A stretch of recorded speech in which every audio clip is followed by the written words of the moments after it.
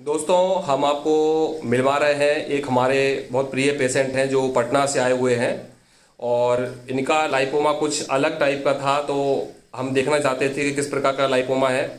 इनके स्किन में पूरा लाइपोमा फैला हुआ है। मतलब जो बड़े लाइपोमा है वो तो है, लेकिन नीचे आप इनकी पूरी स्किन में लाइपोमा है। मतलब स्किन के नीचे लाइपोमा पूरा फैल चुका है, बन चुका है। ऐसी कोई भी जगह नहीं है जहाँ पर लाइपोमा नहीं है।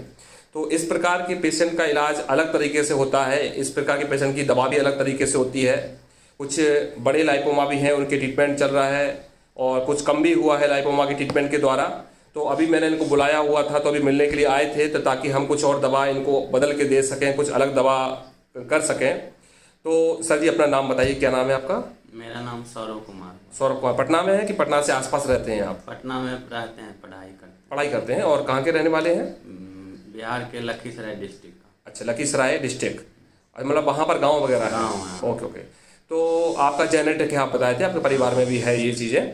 तो अब आपको देखो, हम आपको वीडियो आपके साथ इसलिए बना रहे हैं ताकि बहुत लोगों को जानकारी मिले कि ट्रीटमेंट जैसे बहुत ज़्यादा हो जाता है तो कुछ अलग होता है ना।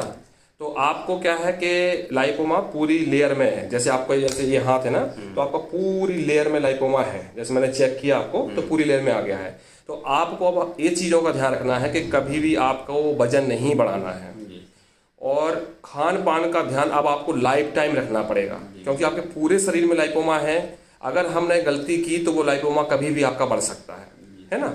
तो आपको अब लाइफ टाइम ध्यान रखना है कि आपको नॉनवेज नहीं खाना है, पूड़ी पराठे नहीं खाना है, हैवी चीज़ें नहीं खानी है। सुबह का और शाम का जो खाना है वो आपको लाइट रखना है। इलाज आपका जैसे अभी चल रहा है, ख़त्म भी हो जाएगा मान लो, तो ख़त्म होने के बाद भी आपको डाइट पर ध्यान रखना है। ऐसा नहीं कि आप ठीक हो गए तो आप सोचोगे कि अब मेरा लाइपोमा ठीक हो गया। नहीं, आपका लाइपोमा जेनेटिक है एक तो बात। तो जेनेटिक में क्या होता है कि दोबारा आता है ना। तो दोबारा ना बढ़े, जो है वो दोबारा ना आए, तो आपको डाइट का हमेशा ध्यान रखना है। नॉनवेज नहीं खाने हैं और हैवी खाने नहीं खाना है, ज़्यादा फास्ट फूड नहीं खाना है। तो आपको इन चीज़ों का ध्यान रखना है ना। और फिर क्या होता है कि आपके बाद आपकी जनरेशन में भी आ सकता है। तो जो परहेज होते हैं, जो खान पान पे ध्यान रखने वाली चीज़ें होती हैं, वो आपको अपने बच्चों में भी कराना है। जैसे आपका बच्चा मान लो बोलेगा कि मैं अपनी बॉडी बनाना चाहता हूँ, तगड़ा होना चाहता हूँ, तो आपको मना करना है कि बेटा नहीं, बहुत ज़्यादा हेल्थ एकदम से नहीं बढ़ानी है, तुम खाना खाओ, लेकिन कोई सप्लीमेंट या वजन बढ़ाने वाली दवाइयाँ, या खाना खा के सो रहा है बेटा आपका या बेटी आपकी, तो इन चीज़ों का आपको ध्यान रखना है कि आपकी पेरेंट्स के साथ आपके बच्चों में भी ना आ जाए, है ना। तो आपको इलाज करते हुए कितना महीने हुआ है अभी? अभी 9 महीने 9 महीने हुए। तो अभी आपको 9 महीने के अंतराल में कितना फायदा हुआ, कितना कम हुआ आपका? कम हुआ है। मतलब कितना परसेंट फायदा हुआ 9 महीने में? 50% हुआ है। मतलब आपका अंदर दबा है। तो पहले ज़्यादा हार्ड था कि अभी हार्डनेस कम नहीं हुई कि डायरेक्ट कम हुआ आपका? हल्का हल्का मतलब अथी हुआ है, मतलब सॉफ्ट भी हुआ है और नीचे बैठा है।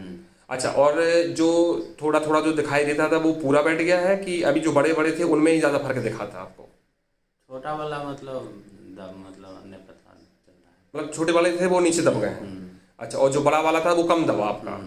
ठीक है ठीक। और आपने रनिंग की क्या कैसे कैसे आपका रूटीन रहा, आपने कैसे, क्योंकि आप अकेले रहते हो, आपने बताया कि आप ज़्यादा सलाद वगैरह नहीं खा पाते हो, तो आपका किस प्रकार का रूटीन रहता था?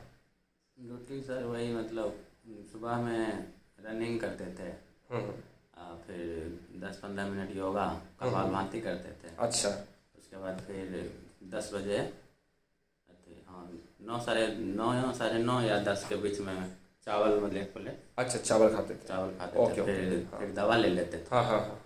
तो फिर दोपहर वाला खाना खाते, जो दवा था हाँ, वो दोपहर वाला दवा वो लेते थे। हाँ। उसके बाद फिर शाम में चावल ही खाते थे। अच्छा, चावल ही खा, मतलब आप लोग का आपका खाना चावल ज़्यादा है क्या? मतलब दो टाइम चावल खाते हो? कोई बात नहीं। तो दोस्तों, बहुत से लोग ये भी बोलते हैं कि चावल खाने से लाइपोमा बढ़ता है और रोटी खाने से बढ़ता है। तो ऐसा नहीं है। जिसका खाना चावल है तो वो चावल खा सकते हैं, जिनका खाना रोटी है वो रोटी खा सकते हैं, ऐसा कोई मनाही नहीं है।